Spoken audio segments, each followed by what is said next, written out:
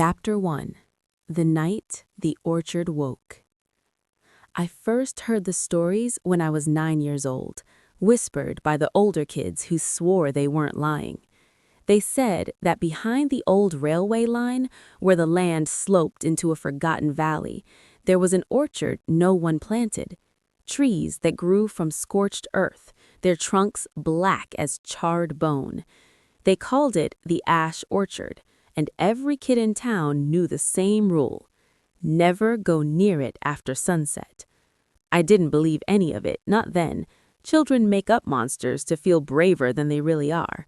But in the years that followed, people disappeared near that valley. Hikers, surveyors, and once even a police officer.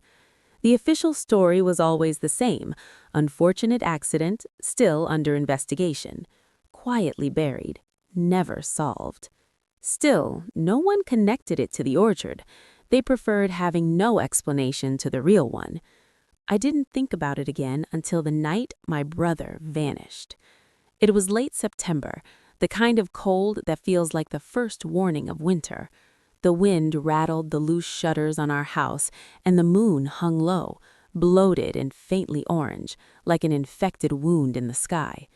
I was half asleep when I heard the back door slam. Just once, quick, as if someone had been trying not to wake anyone. My brother, Elias, had a habit of sneaking out. He was 17 and felt immortal, the way only teenagers can. But something about tonight felt different. There hadn't been footsteps before the door sound, just the sudden slam. I lay still for a moment, listening.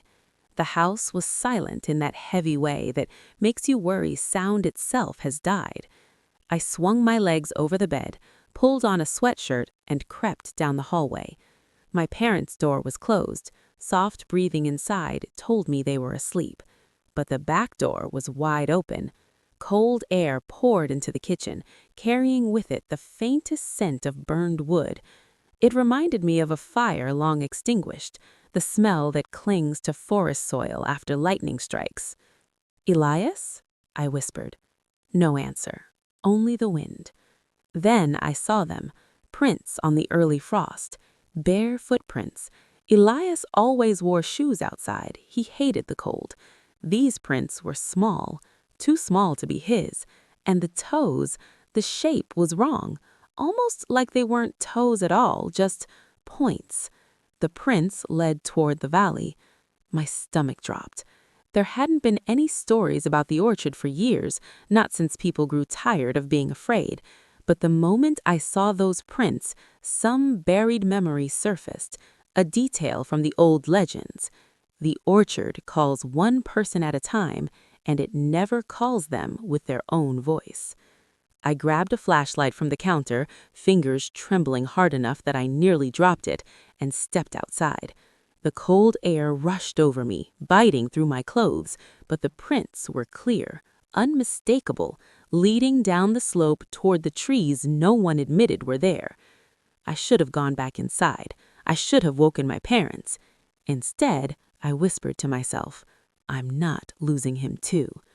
Because 2 years earlier, our cousin Jonah had disappeared during a camping trip.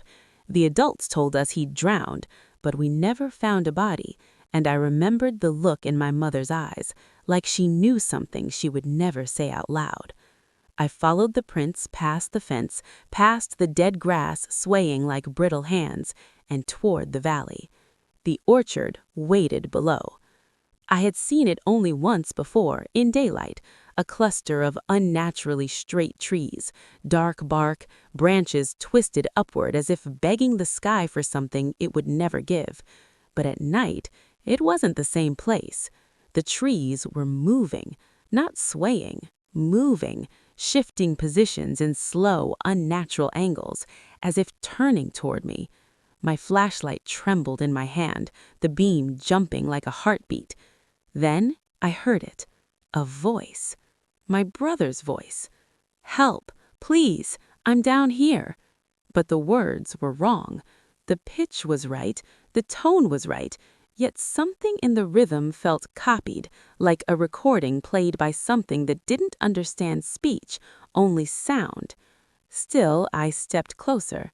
My breath formed slow clouds as I whispered, "Elias, where are you?" Another voice answered, same tone, same perfect imitation, "Here." It came from deeper inside the orchard. Branches scraped against one another like bones grinding. And then something stepped into the edge of my flashlight's beam. It wasn't Elias. It wasn't human. It was taller, much taller, and its skin, or bark perhaps, was cracked and dark like burned wood. Its limbs were thin and too long, joints bending in ways that made my stomach twist. Where its face should have been, there was only a smooth surface, pulsing faintly with ember-like cracks. But when it opened its mouth, if you can call that gaping split a mouth, my brother's voice came out. "Help me!" The creature tilted its head, listening. Then it pointed deeper into the orchard, and a second voice joined it, this one unmistakably Elias. "Don't follow it." The creature lunged. Chapter 2. The Split Voices. I didn't scream. I couldn't. The creature burst forward with a jerking, stuttered motion, like each limb was learning how to move as it ran. Its feet, if that's what they were, stabbed into the soil with sharp, splintering sounds, as though each step cracked the earth itself. I turned and ran. Branches tore at my arms and sweatshirt, ripping threads loose. The orchard swallowed my flashlight beam with unnatural darkness, as if the light was being drunk by the trees instead of reflected. Behind me, the thing shrieked, not in its own voice, but in a layered chorus of others. Elias's voice, my own voice, and a shrill, hollow screech that didn't belong to anything living. "Come back! Don't run! Help!" The voices overlapped like broken audio, chasing each other, chasing me. I reached the first line of trees, those black, thin trunks that shot out of the ground at perfect, unnatural angles. Their branches interlocked like fingers trying to trap the sky. I pressed my back against one, sucking in air that tasted like smoke and decay. The creature had stopped several yards away, standing perfectly still. Its chest rose and fell in sharp, uneven motions. Ember cracks glowed along its torso, pulsing slowly like a dying fire. When it moved again, it didn't step. It slid. A sudden, impossible shift forward, covering several feet without crossing the space in between. "What are you?" I whispered. It cocked its head, the crack of shifting bark echoing faintly. Then it repeated in Elias's voice, "What are you?" Something in the orchard stirred at that, something deeper inside. I felt it like a vibration under my feet, tiny tremors traveling through the soil and into my bones.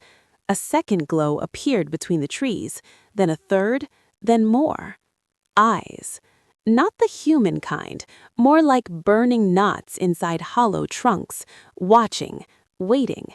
The orchard wasn't silent anymore. The rustling I'd heard before grew louder, a chorus of scraping, whispering, grinding sounds that had no organic rhythm. It wasn't wind. It was breathing. The whole orchard was breathing. The creature slid closer. I stumbled sideways, nearly falling as my shoe caught on an exposed root. It stepped into the torch of my flashlight, and the light finally illuminated its body fully. It wasn't made of wood. Not exactly. Layers of charred flesh wrapped like bark, peeling in segments. Beneath the cracks, I saw red. Not blood, but something molten, something alive. Its limbs were impossibly long, branching once, twice, then forming extra joint-like bends that flexed with every twitch. Where a face should be, there was only a smooth, burned surface. But when it spoke, the cracks expanded into a shape that suggested a mouth. "Help me!" I saw something then, something that turned the cold night into a cage of dread. The creature's chest opened, not with a wound, with intent.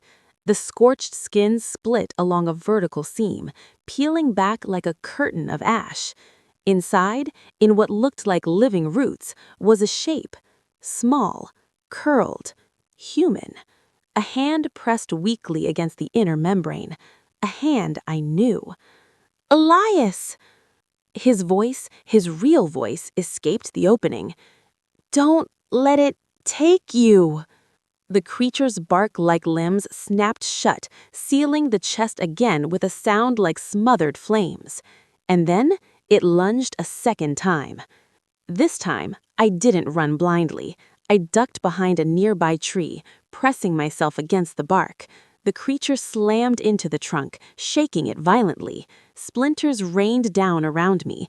A clawed limb hooked around the trunk, searching. I crawled, breath ragged, pushing through thick roots that reached up from the ground like skeletal arms. Every direction looked the same: black trunks, twisting branches, faint ember glows. But there was something else now.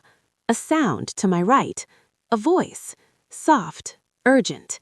"Here! Over here!"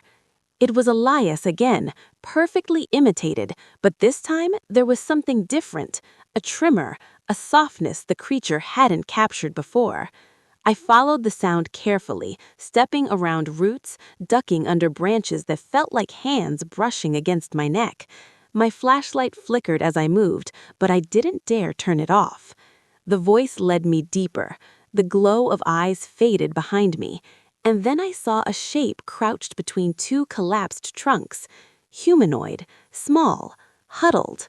My heart surged. "Elias?" The figure lifted its head, but it wasn't my brother. It was a girl. Dirt streaked her face. Her eyes were wide, hollow with terror. She couldn't have been older than 13. Her lips trembled as she whispered, "Don't follow the voices. They all lie." I froze. Who are you?" She shook her head violently. "No time. It's close. It listens to everything." A crack echoed behind us, heavy, deliberate. The girl flinched. I turned slowly, lifting the flashlight. And two ember glows stared back at us from within the dark. The creature, but now, it wasn't alone. Shapes moved between the trees, tall, thin bodies, each with that same smooth, faceless head, each with ember cracks glowing faintly beneath charred skin. The orchard was waking up, and we were surrounded. The girl grabbed my wrist with surprising strength. Her hand was ice cold. She whispered, "Run when I say, not before." "How do you know?" "Because," she said, her voice breaking, "I've been here for 3 days." The nearest creature stepped forward, limbs bending backwards like a spider preparing to strike. The girl inhaled sharply, and in a voice that wasn't hers, deep, resonant, ancient, she said, "Run!" Chapter 3.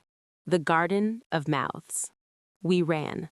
The girl held my wrist so tightly her nails dug into my skin, pulling me through gaps between trees I never would have noticed. The orchard's ground wasn't flat. Roots rose and fell like veins under stretched skin, threatening to trip us with every step. Behind us, the creatures gave chase. Not running, not sliding, arriving. Every time I looked back, I saw one appear several feet closer, as if the space between steps didn't exist for them. Their limbs twitched with insect-like precision. Their heads slowly turned in our direction, though they had no eyes. "Don't look at them," the girl hissed. I stopped looking. We burst into a narrow clearing, bare earth, no grass, just cracked soil. The air here was thicker, heavy with an odor like wet ash and spoiled fruit. Tree trunks leaned inward in a way that seemed intentional, like an audience anticipating a performance. "What is this place?" I gasped. The girl didn't answer. She slowed, looking around as if searching for something. Her lips moved soundlessly, counting, recalling, praying. Her face was pale, her pupils huge in the dim light. Then she pointed. "There." I saw nothing at first, just a section of ground slightly higher than the rest, covered in a thin layer of dirt. But the girl dropped to her knees and began scraping at it, her fingers clawing through the soil until something beneath it shifted. A plank. Wooden, rotting, stained with old black streaks. She looked at me desperately. "Help!" I dropped beside her. Together, we tore at the earth until the plank was fully uncovered. Then another. Then hinges. A trap door. "How did you know this was here?" I whispered. She didn't answer right away. Her breath trembled. "It's how I survived the first night." That should have terrified me more than the creatures, but I didn't have time to think. The orchard groaned behind us, a chorus of scraping sounds and low, pulsing echoes that felt like they were vibrating in my teeth.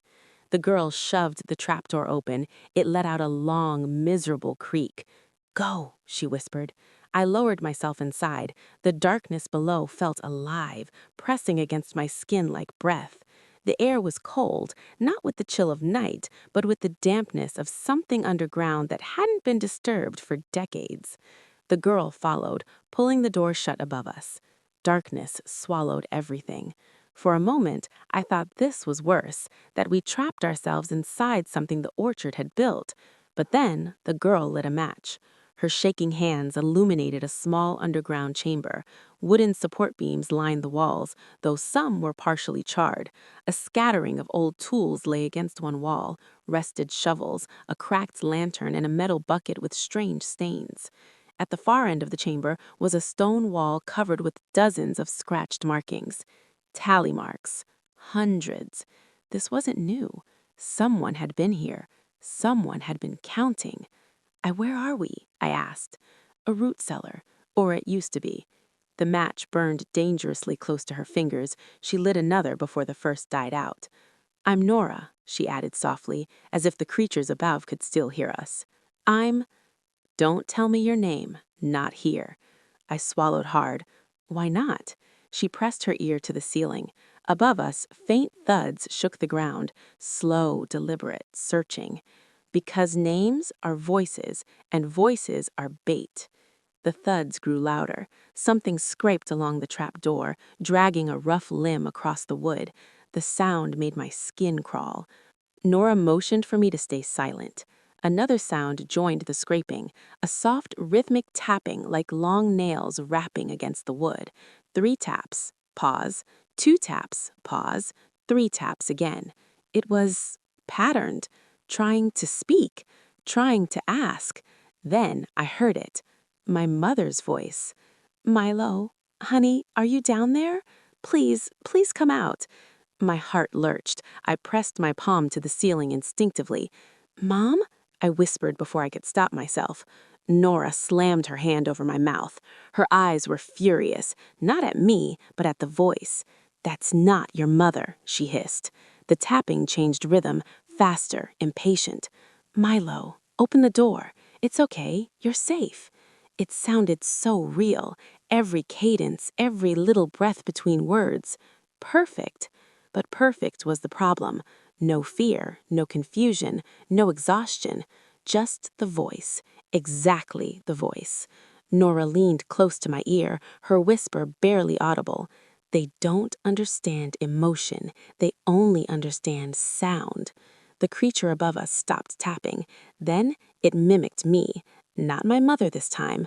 Me.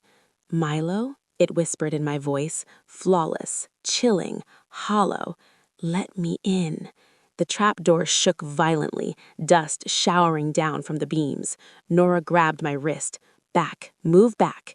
We scrambled to the far end of the cellar as the door bulged inward, wood cracking. Something was forcing its way through. "Is there another exit?" I whispered. Nora pointed to the stone wall covered with tally marks. "There was," she said, "but it's not a way out." "What do you mean?" She swallowed hard. "It's where the orchard really grows."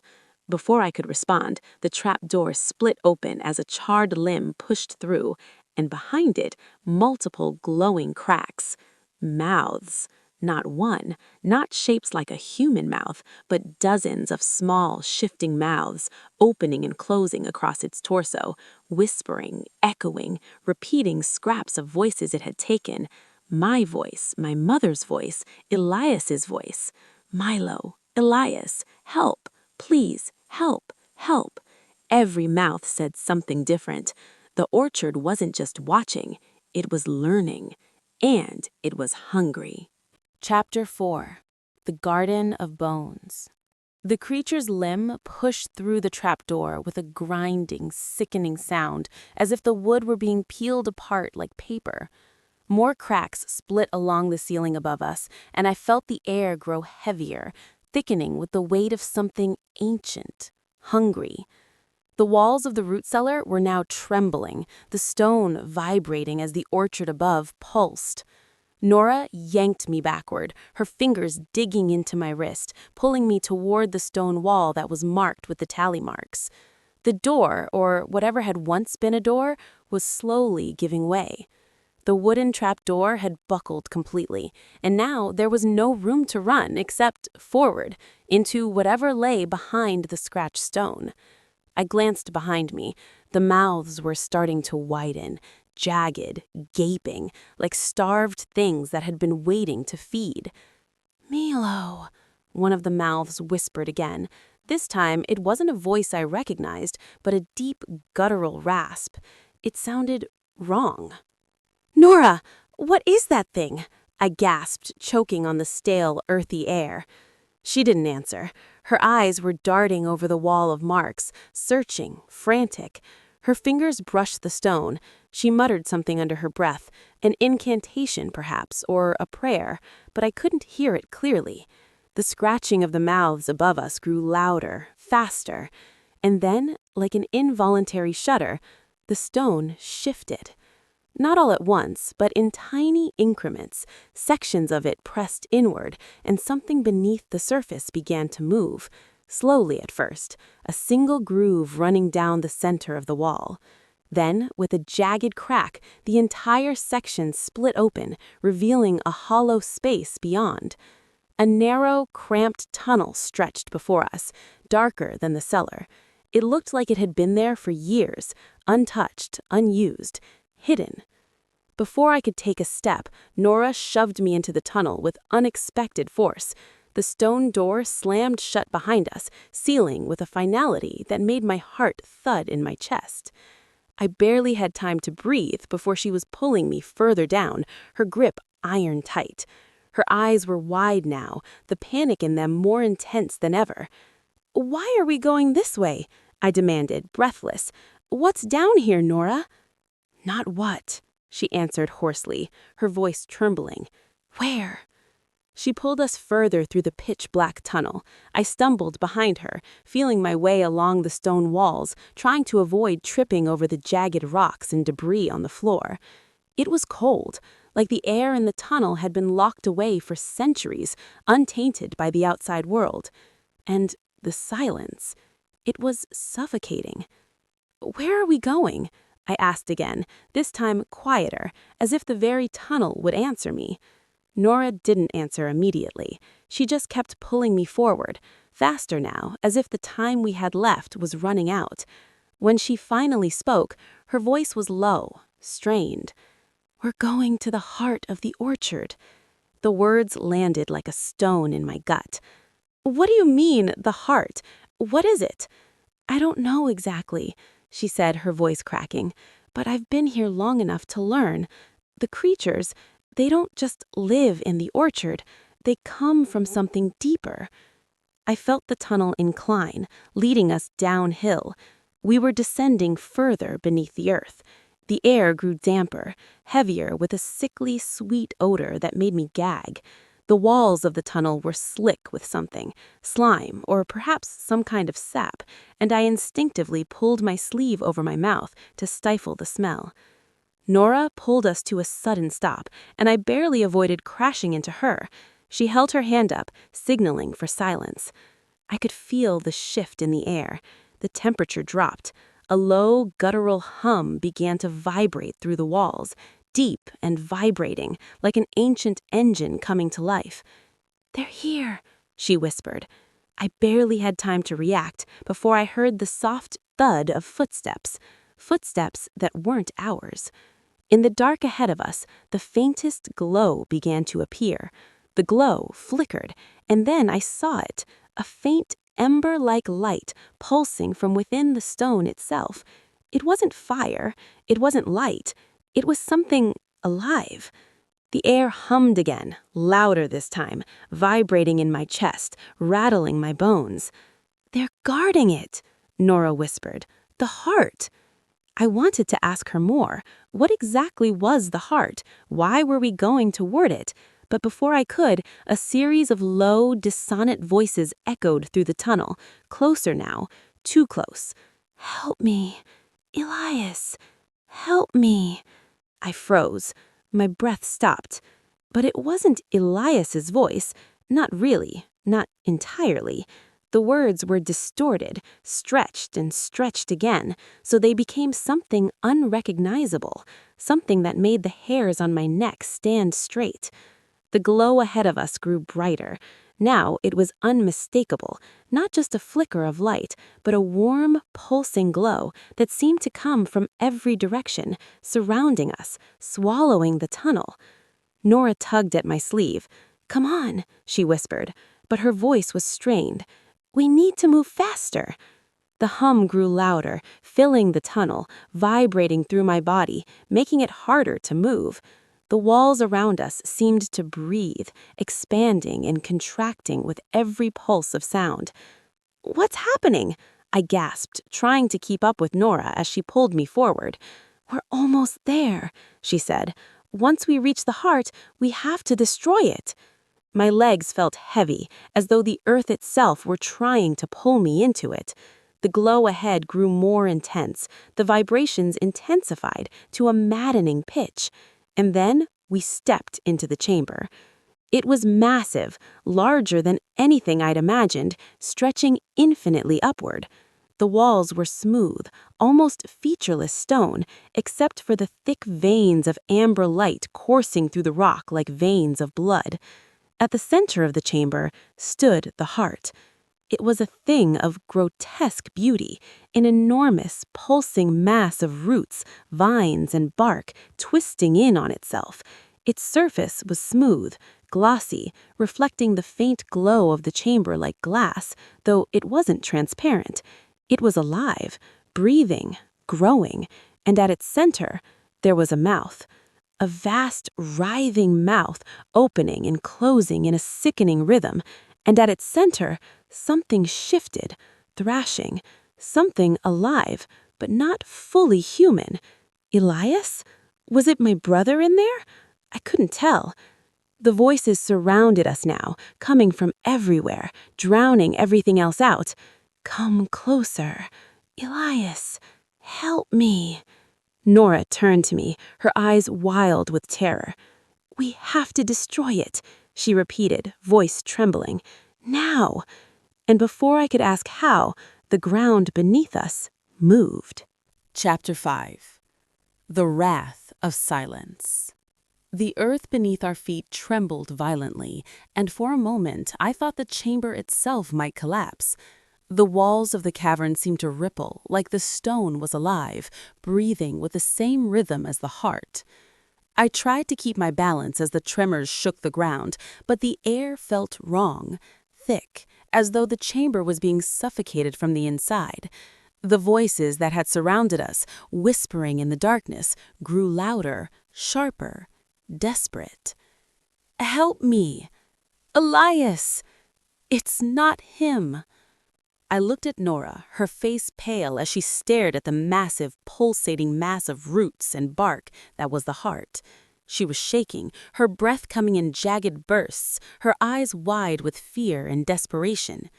"We have to destroy it," she repeated, but her voice was trembling now, as if she was losing faith in her own words.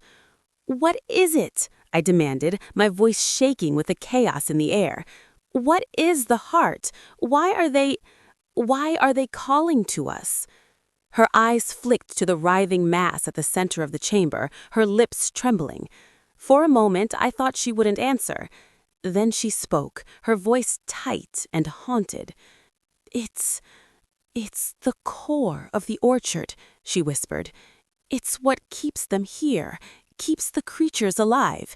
It's been growing beneath the earth for centuries, maybe more. The orchard doesn't just live on the surface, it has roots in the world beneath us. This is the source of everything." I felt a shiver run through me, but before I could respond, the ground beneath us shifted again. The heart's pulsing intensified, and the cavern's walls groaned as though they were coming to life. And then, as if in response to the shaking, the chamber went silent. Completely silent. The voices, the sounds, the vibrations, all of it stopped. In that dead silence, I felt something, watching, a presence far deeper than the earth, pressing in from all sides.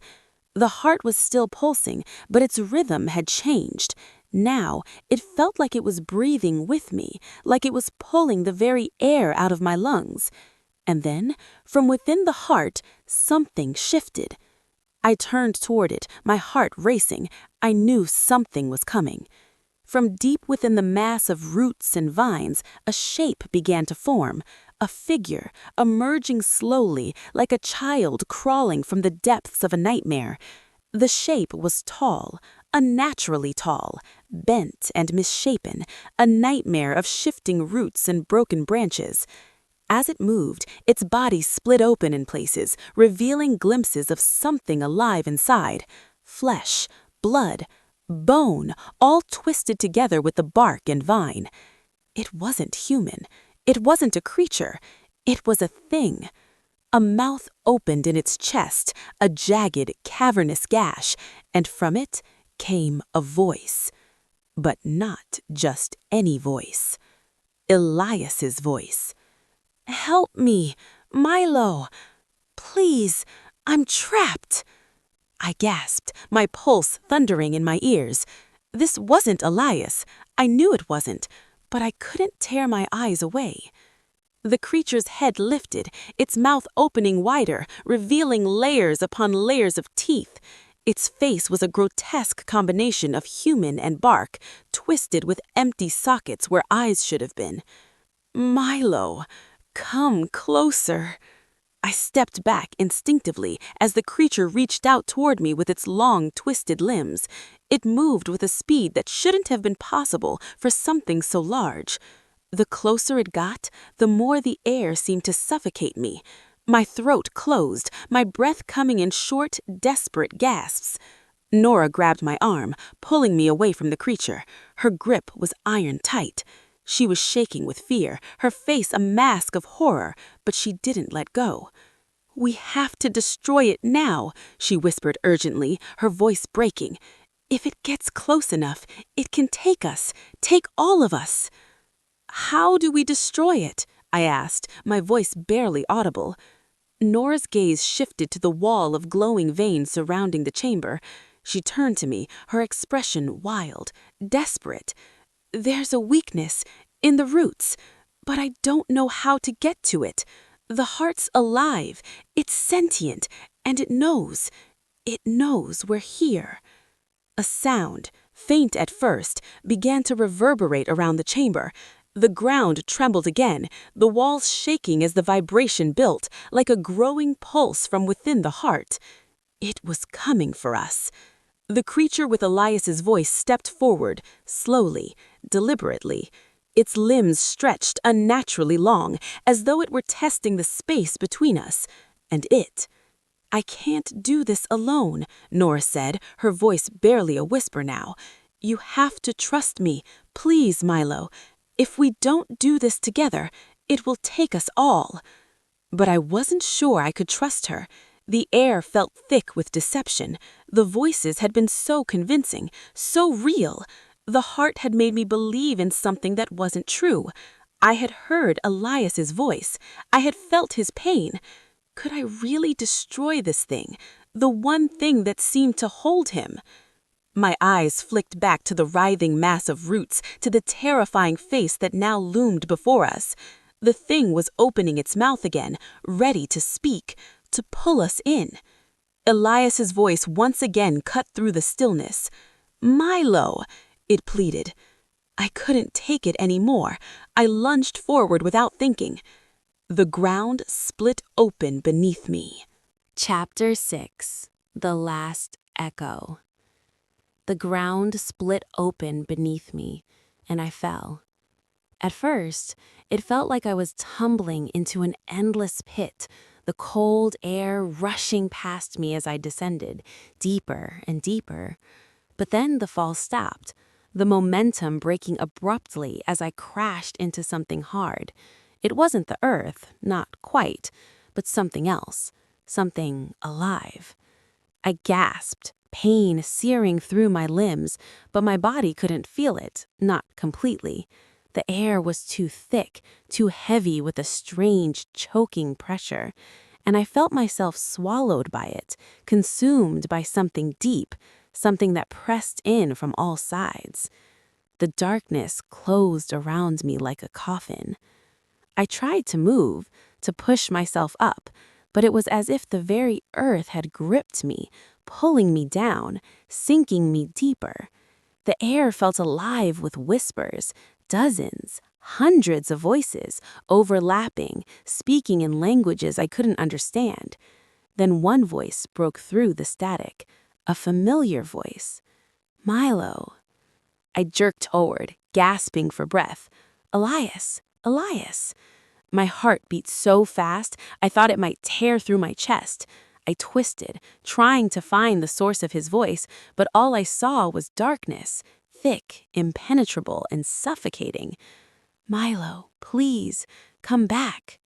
His voice was cracked, breaking, as if it were being pulled apart. I tried to stand, to reach him, but my legs were unsteady. The whispers were growing louder now, louder than ever, until they drowned everything out. The voices of the creatures, of the heart, echoing in my ears. "Milo, help me." But as I moved toward the voice, I realized something. It wasn't Elias, not anymore. It couldn't be. The voice sounded too hollow, too empty. It was just another trick, another piece of the heart's twisted game. I felt it then, the cold, consuming grip of the heart wrapping around my mind. The heart was speaking through Elias. I staggered backward, finally seeing it. The walls, the ceiling, they were alive. Roots. Thick, writhing, squirming roots stretched from every surface, curling toward me, pulling me closer, suffocating me with the very air I breathed. And then I saw the creature, the one that had been stalking us, the one that had spoken with Elias's voice. It stood before me now, tall and terrible, its body a mass of twisted roots and charred bark. But where its face should have been, there was only a gaping mouth, an endless yawning abyss. It spoke again, and this time its voice was no longer Elias. It was mine. "Come closer, Milo. You're almost here." The words were distorted, echoing from the deepest recesses of my mind, and I could feel the pull. I could feel the heart's hunger. I took a step back, then another. I needed to get away, to break free. The heart had made me believe Elias was trapped, but he wasn't. I had to remember. He wasn't here. He wasn't real. But the heart was pulling me in. I stumbled, falling to my knees, and the creature took another step forward, its limbs extending impossibly long, reaching for me. And then, just as I thought it would grab me, a flash of movement caught my eye. Nora. She was standing near the wall, her face pale, her hands shaking, as she held something, a glowing stone in her hands. It was pulsing with a light that wasn't like the heart's. It was pure, clean. She raised it high, and for a moment, everything stopped. The heart's pulsing slowed, the whispers quieted, and the ground beneath me stopped shaking. Nora's voice came then, her words sharp and steady. "This is how you destroy it." The stone she held flickered like a star, sending out beams of light that sliced through the dark like a blade. The roots recoiled, shriveling and twisting back, as if the light were poison to them. But the creature, no, the heart, screamed, not in pain, but in rage. The shriek was deafening, like the sound of metal scraping against stone. The mouth in the center of its body opened wider, and the darkness around us thickened, trying to swallow us whole. Nora's hands were trembling as she held the stone higher, her eyes locked on the creature. "We have to sever it." She looked at me, and I could see the determination in her eyes. "You have to help me." I couldn't breathe. The chamber was suffocating me, pressing in on all sides, but I couldn't stop now. I couldn't. "How?" I gasped, my voice barely a whisper. "The heart is only as strong as the voices it's taken. We sever the connection. We sever the voices." I nodded, though I didn't understand. The stone was glowing brighter now, its light pushing back the darkness. The creature writhed in agony, but the stone's light was putting through it, severing the ties that held it together. But we needed more.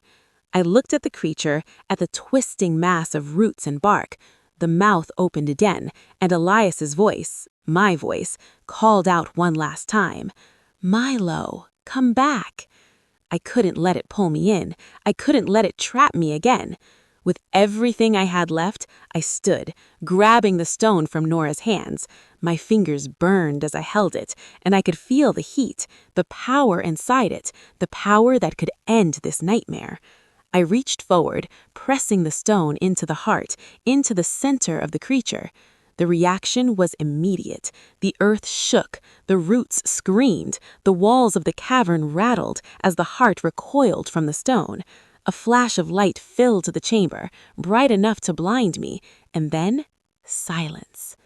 I opened my eyes. The creature was gone. The heart was gone.